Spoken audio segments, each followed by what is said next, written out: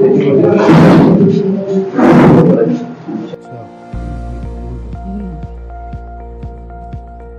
के लिए एक बड़ी चुनौती थी उसकी।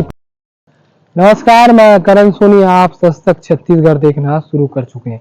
आज मैं आपको एक ऐसे मर्डर की कहानी बताने जा रहा हूं जिसे सुनने के बाद आप उसे 2024 की भाषा में साइको किलिंग कहेंगे।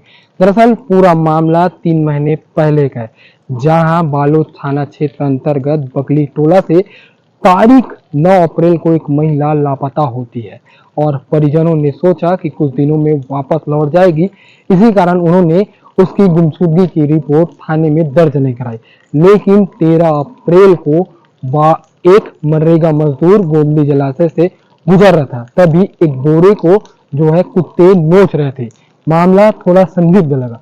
इसी कारण उस मनरेगा मजदूर ने जो है पुलिस को तत्काल सूचना दी। सूचना देने के बाद बालोद पुलिस मौके पर पहुंची और मौके पर पहुंचने के बाद उस बोरी को जब खोला गया तो सबके होश उड़ गए। उस बोरी में एक महिला की जली कटी लाश थी और उसके आधे हिस्से ही उस बोरी में मिल पाए थे। बालोद पुलिस ने फिर दूसरे दिन जाकर 14 अप्रैल को और छानबीन की। छानबीन करने के बाद दूसरा हिस्सा गोदली जलाशय के किनारे मिला और उसके बाद बालोद पुलिस ने उसका पोस्टमार्टम किया। पोस्टमार्टम रिपोर्ट में ये सामने आया कि उस महिला की नसबंदी हुई। फिर पुलिस ने एक संयुक्त टीम गठित की, उसमें साइबर सेल और बालोद पुलिस ने इस मामले की छानबीन की। छानबीन करने के बाद मुखबिर के माध्यम से ये जानकारी मिली कि बकली टोला में रहने वाली एक महिला है जो कि कई महीनों से गायब है। फिर पुलिस ने अपनी मुखबिरी और तेज की। मुखबिरी तेज करने के बाद जो है उसके परिजनों तक पुलिस पहुंची।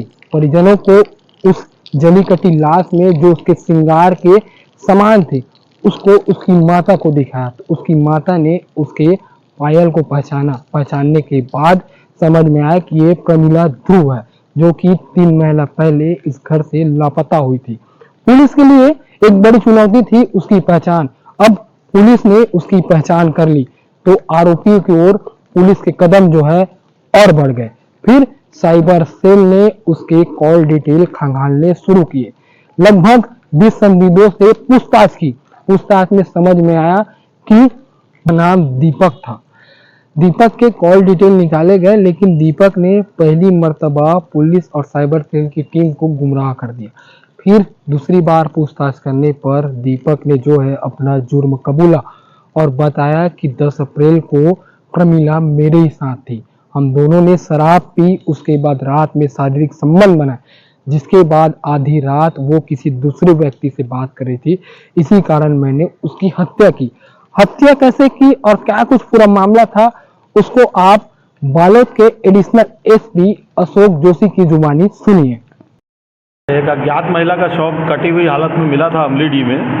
तो पुलिस को इसकी पहचान सबसे पहले करनी थी, तभी इस मामले में कुछ आगे हो सकता था। इसी को ध्यान में रख के इसकी विवेचना जो है थाना प्रभारी जो है कोतवाली रवि पांडे कर रहे थे और एसडीओपी इसका पर्यवेक्षण कर रहे थे। तो इसी बीच जो है इनको ये एक जानकारी मिली कि बकली टोला गांव की एक महिला जो है गायब है, जो लोहारा क्षेत्र में पड़ता है। तो उसको जाके पतासाजी किए। पतासाजी करने में पहले तो पता नहीं चला, बाद में ऐसे ही पता चला कि एक महिला है प्रमिला नाम की, जो गांव में बहुत दिन से नहीं है। लोग उसको कहते हैं कि बाहर काम करने गई है। तो फिर भी इन्होंने उसका पता लगाया, उसके पति को ढूंढा, उसकी माँ को ढूंढा और उसके परिवार के बारे में सब जानकारी जुटाई। तो ये पता चला कि वो महिला जो है बहुत दिन से घर नहीं आई है और कहाँ चली गई पता नहीं चल रहा है। पर ये जरूर पता चला कि वो एक मोबाइल यूज़ करती है।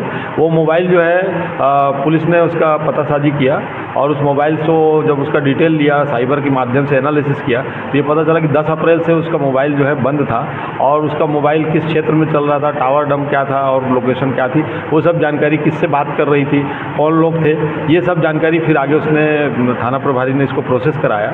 उस प्रोसेसिंग से ये बात स्पष्ट हो गई कि उसका जो है एक दीपक नाम के व्यक्ति के साथ में ज़्यादा बात हो रही थी और उसके साथ में उसका कोई संबंध हो सकता है। तो इसको ध्यान में रख के विवेचना किए उस विवेचना में जो है ये पता चला कि जो महिला है ये एक प्रमिला ध्रुवे नाम की महिला है और वहीं बकली टोला में उसका ससुराल है, बगमार की रहने वाली है और इसका पति है, बच्चे हैं और इसका दीपक नाम के व्यक्ति के साथ में अवैध संबंध है और इसके अलावा भी कई लोगों से अवैध संबंध है। और इससे संबंध में गांव में एक आध बार इसके लड़के ने भी इस बात को जान लिया था कि उसकी मां के किसी से अवैध संबंध है। इन सब जानकारियों को ध्यान में रखकर इसकी विवेचना आगे बढ़ाई गई और फिर उस व्यक्ति को ढूंढा गया, वो जो दीपक नाम का व्यक्ति था, उस व्यक्ति से पूछताछ की गई। पहले उसने कुछ नहीं बताया, बाद में फिर ये बात स्थापित हुई जब उसके मोबाइल नंबरों से डिटेल से ये पता चला कि वो उसकी बहुत बार बार बात हो रही थी, रात में भी, सुबह भी, दोपहर में भी। तो फिर जो है ये बात उजागर हुई कि हाँ वो उसके साथ में थी, 10 तारीख में थी, 10 अप्रैल को थी और वो उसके साथ में अवैध संबंध बनाया था और रात में वो भी उसको अवैध संबंध बनाने के लिए उसको बुलाया था। तो उसी समय जब दारू वारू पी के जब वो सोए हुए थे तब वो उसकी जो कथित प्रेमिका जो इसकी मृतका है वो मोबाइल से रात के समय में किसी से बात कर रही थी। तो उसको ये शक हो गया कि ये औरत जिसको मैं अपनी पत्नी को छोड़ के इसको अपनी पत्नी जैसे रख रहा हूँ, ये किसी और से अवैध संबंध बना के बातचीत करती है करके। तो इसी गुस्से में आके उसने शराब के नशे में फिर जो है उसको मार दिया और उस मारने के बाद उसको जलाया भी और फिर उसके लाश को छिपाने के लिए टुकड़े टुकड़े किए हंसिया से काट के और बोरी में भर के लाके अमरीडी के पास में उसको अलग अलग स्थानों पे फेंक दिया और मोटरसाइकिल से आया ताकि जो है उसकी पहचान न पता चले और कौन है ये भी न पता चले। इस तरीके से उसने घटना को अंजाम दिया और ये जानकारी जब पुलिस को मिल गई तो पुलिस ने उसका DNA टेस्ट के लिए वो किया है और आरोपी से जो जो चीज़ें उसकी घटना में प्रयुक्त की वो सब घटनास्थल दिखा के रिकन्स्ट्रक्शन कराया और उसमें उसको जो है अरेस्ट किया है और अरेस्ट करके उसको जो है न्यायालय में प्रस्तुत किया है। तो सुना आपने, बालोद एडिशनल एसपी अशोक जोशी ने बताया कि हत्या किस तरीके से हुई।